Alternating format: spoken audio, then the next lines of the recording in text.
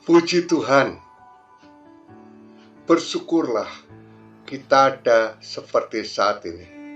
Ini karena kemurahan daripada Tuhan. Tuhan Yesus mengatakan, yang berbahagia ialah mereka yang mendengar firman Allah dan yang memeliharanya. Bahkan pemazmur menegaskan, ia seperti pohon yang ditanam di tepi aliran air, yang menghasilkan buahnya pada musimnya, dan yang tidak layu daunnya, apa saja yang diperbuatnya berhasil. Untuk itu, kita harus tahu bahwa berkat itu sudah disediakan Tuhan. Tuhan Yesus menyediakan selalu berkat bagi kita. Tinggal mengambilnya, saudara-saudara.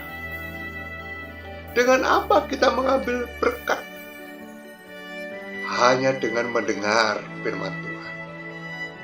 Pelihara firman Tuhan dan lakukan firman-Nya. Maka berkat itu akan engkau peroleh selalu di dalam hidupmu. Mari kita berdoa. Terima kasih Bapa kami dalam surga. Engkau telah memberikan kesempatan kepada kami untuk mendengarkan firman Tuhan. Firman Tuhan yang menjadi kekuatan. Firman Tuhan yang menjadi Tuhan selalu menambahi iman percaya kami. Dan firman Tuhan yang selalu menuntun jalan-jalan hidup kami, supaya kami setia dan selalu mampu melakukan firman Tuhan. Di dalam nama Tuhan Yesus Kristus kami berdoa. Amin. Puji nama Tuhan. Sampailah kita kepada pembacaan teks firman Tuhan saat ini. Teks firman Tuhan pendek sekali. Terdapat di dalam Mazmur 4 ayat 2. Allah itu bagi kita tempat perlindungan dan kekuatan. Sebagai penolong dalam kesesakan, sangat terbukti. Puji nama Tuhan. Semua orang yang hidup di dunia ini pasti pernah mengalami yang namanya kesesakan. Ya, sesak. Kesesakan itu adalah kesukaran yang amat mendalam, sehingga rasanya sak sekali.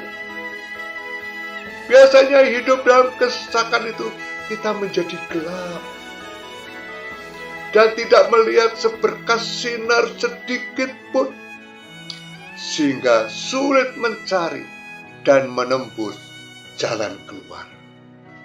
Keputusasaan mulai menimpa. Jalan berat mulai dirasakan. Dan rasanya harapan ini sudah tidak ada lagi, saudara-saudara sekalian. Siapa dari kita yang tidak pernah merasakan tekanan hidup? Apapun status sosial, apapun profesi, dan bagaimanapun tingkat kemapanan hidup, tetapi yang namanya tantangan hidup pasti akan dirasakan. Bahkan ada kalanya kita akan berada pada situasi di mana kita merasa tidak lagi dapat berbuat apa-apa untuk menyelesaikan masalah yang ada. Bahkan Nabi Elia, ini nabi, saudara-saudara. Nabi Elia sendiri sebagai hamba Allah merasakan juga yang namanya tekanan hidup dalam pelayanannya. Sampai dia mengatakan, cukuplah itu. Sekarang ya Tuhan, ambillah nyawaku. 1 Raja-Raja 19 ayat 4. Namun Allah kita penuh dengan belas kasihan dan kepedulian. Dalam kesesakan pun Allah selalu hadir. Elia sendiri merasakan tekanan dan kesesakan, namun Allah selalu hadir. Firman Tuhan pada saat ini berjudul Dalam kesesakan hidup, carilah Allah. Dalam kesesakan hidup, carilah Allah. Mengapa kita mencari Allah dalam kesesakan? Kenapa kita harus mencari Allah dalam kesesakan? Yang pertama, Allah itu tempat perlindungan. Ya, Allah itu tempat perlindungan. Di dalam Mazmur 9 ayat 10, demikianlah Tuhan adalah tempat perlindungan bagi yang terinjak, tempat perlindungan pada waktu kesesakan. Pada waktu sesak, datanglah kepada Tuhan, sebab Tuhan itu akan melindungi, dan kesesakan Anda akan diambil oleh Tuhan, diganti dengan kelegaan. Realitas hidup memang selalu tidak mulus, saudara-saudara. Ada masa semuanya lancar, tidak ada masalah, tidak ada musuh. Namun situasi bisa sewaktu-waktu berubah. Musibah, musuh, penyakit bisa menyerang kapanpun. Akan tetapi buat anak-anak Tuhan, ada jaminan bahwa Tuhan tetap dapat diandalkan. Tuhan dapat diandalkan, saudara-saudara sekalian. Sebagaimana pengalaman masa lalu pemazmur membuat ia tetap berpengharapan untuk masa kini dan masa depannya. Ya, masa depannya dia selalu berharap kepada Tuhan. Pujilah Tuhan. Saat ini kita sedang susah mungkin karena tekanan dan hidup. Ingat pertolongan Tuhan pada masa lalu, dan tetap Tuhan menolong kita, baik masa lalu, sekarang sampai selama-lamanya. Naikkan syukur serta pujian. Dengan penuh keyakinan dan pengharapan, arahkan mata hati kita kepada Tuhan. Dia pasti menolong.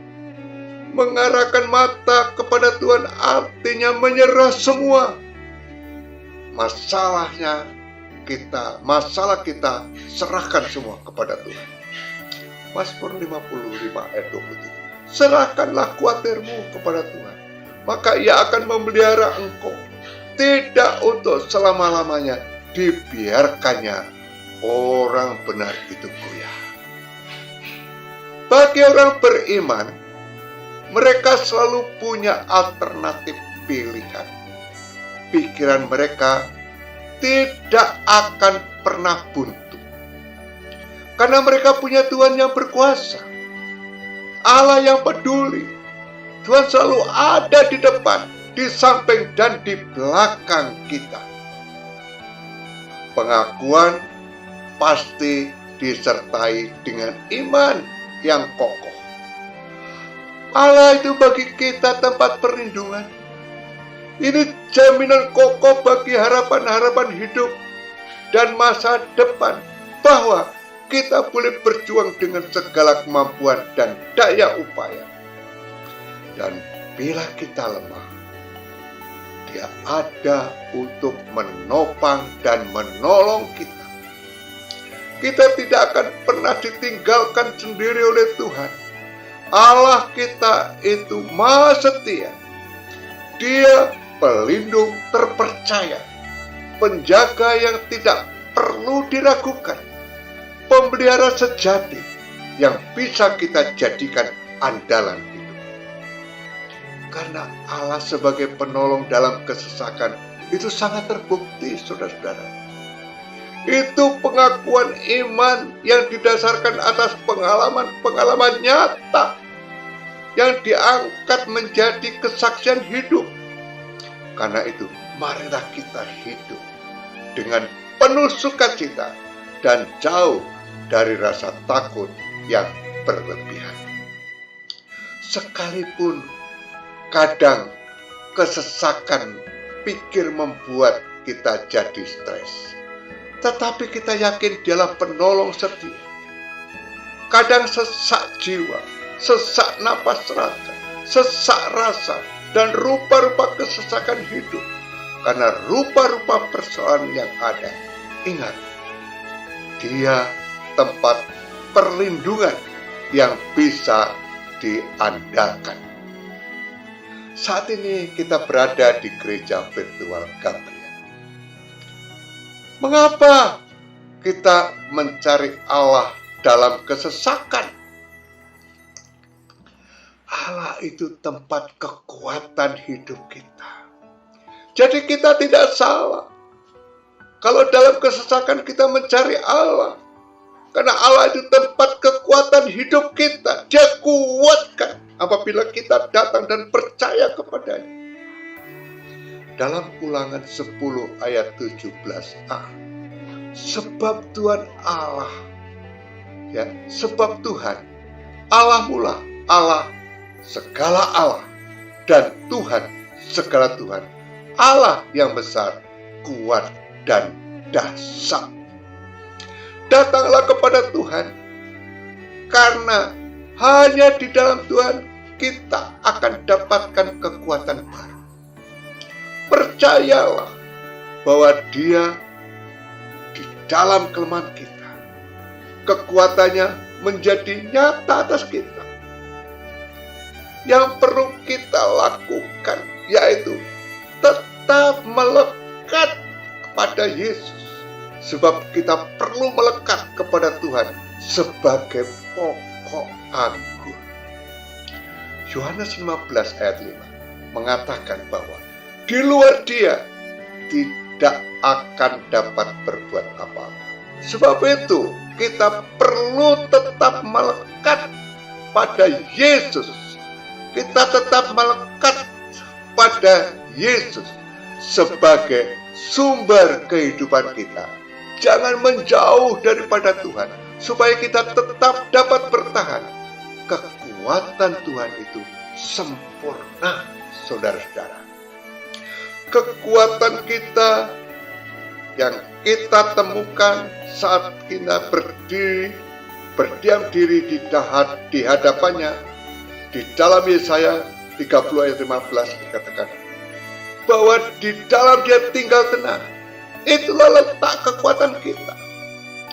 Jadi pada saat kita sedang mengalami masalah, jangan menjadi panik atau berusaha lari daripada persoalan. Sebaliknya, datanglah pada Tuhan. Jadilah tenang, sebab berdiam diri di dalam hadapannya, supaya kita mendapatkan kekuatan yang baru. Kekuatan Tuhan dapat kita temukan pada saat kita berdiam diri di hadapannya. Kita juga mendapat kekuatan pada saat kita membaca dan mendengarkan firman Tuhan. Di dalam firman-Nya terkandung janji Tuhan yang akan memberikan kita kekuatan baru. Janji Tuhan pasti akan digenapi, dan dengan demikian iman kita kembali dikuatkan. Setiap hari kita perlu merenungkan firman Tuhan supaya kekuatan kita selalu diperbarui. Karena itu, lebih teliti kita memperhatikan apa yang kita dengar, supaya kita jangan hanyut di bawah arus. Ibrani 2 ayat 1. Begitu pula saat kita memuji menyembah Tuhan, kita akan beroleh kekuatan yang baru, sebab Tuhan bertata atas segala pujian umat-Nya. Jika kita lemah, saudara-saudara, maka pujian dan penyembahan yang kita naikkan dapat menguatkan iman kita kembali. Bahkan kita harus senantiasa bersukacita di dalam Yesus, sebab sukacita daripada Tuhan adalah kekuatan kita. Mengapa kita mencari Allah dalam kesesakan? Yang ketiga, Allah itu tempat pertolongan. Jadi kalau dalam kesesakan kita mencari Allah, Tuhan menolong. Karena memang Dia tempat pertolongan. Mazmur 70 ayat 6. Tetapi aku ini sengsara dan miskin, ya Allah. Segeralah datang. Engkaulah yang menolong aku dan meluputkan aku, ya Tuhan. Janganlah lambat datang. Pernahkah kita mengalami jalan buntu di dalam hidup ini dan tidak dapat melakukan apa-apa? Saya yakin pernah. Kita semua pernah mengalami situasi demikian. Jatuh sakit, usaha bangkrut, masalah keluarga yang berat. Dalam kondisi tersebut kita memerlukan pertolongan dari pihak lain untuk keluar dari jurang pergumulan. Namun kita bisa menemukan, tapi tidak seorang pun yang mau dan mampu menolong. Nah, pada saat itulah kita merasakan betapa sulitnya hidup di dunia ini yang penuh dengan tantangan. Pemazmur juga mengalami hal yang sama. Pemazmur juga merasakan sendirian dan tidak ada teman atau orang lain yang mampu menolongnya. Walaupun demikian, saudara-saudara, ia tidak putus asa. Ia tidak tahu kemana harus mencari pertolongan. Dalam Mazmur 70 ayat 6b, Engkaulah yang menolong aku dan meluputkan aku. Pemazmur menceritakan betapa Allah menjadi tempat bagi dirinya untuk meminta bantuan. Ia pernah mengalami pertolongan Allah yang ajaib. Tak heran ia berani menyatakan bahwa sebagai penolong dalam kesesakan, Allah sudah terbukti nyata. Belajar dari pemazmur. Di dalam situasi apapun, di mana kita tidak tahu harus berbuat apa. Ingat, ada Allah yang mengasihi kita. Dia Allah menciptakan langit dan bumi, yang berkuasa. Dia juga Allah yang mengutus anaknya yang tunggal, Yesus Kristus, menjadi penolong dan sahabat kita di dalam dunia. Yesus adalah Immanuel, saudara-saudara. Allah menyertai kita dalam perjalanan hidup di dunia dan juga kelak di surga yang mulia. Marilah sebagai umat Allah, jangan takut menghadapi apapun. Kita punya Allah yang luar biasa dan berkuasa.